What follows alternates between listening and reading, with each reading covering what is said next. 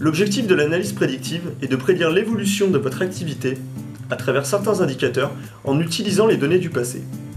Ces estimations sont réalisées grâce à des modèles mathématiques et permettent à vos collaborateurs de se projeter à court et moyen terme en leur fournissant des données objectives.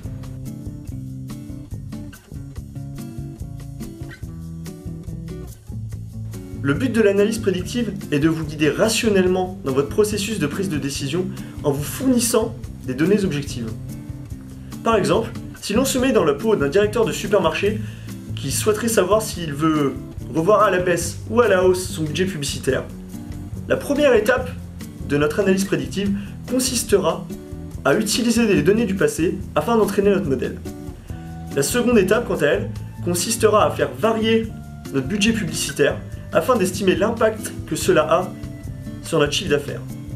Enfin, la troisième et dernière étape, plus orientée métier, consistera à analyser les données générées lors de la seconde phase et à les observer afin de décider si l'on doit revoir à la hausse ou à la baisse le budget publicitaire.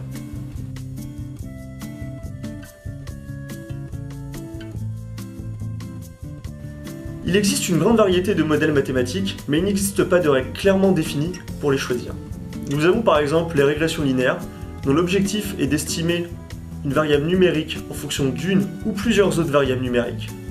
Il existe par exemple les régressions linéaires ou polynomiales.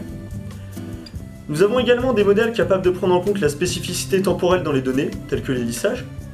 Ces modèles sont capables de prendre en compte des tendances, ainsi que des notions de cyclicité ou de saisonnalité dans les données. Enfin, il existe également d'autres modèles plus complexes, tels que les réseaux de neurones.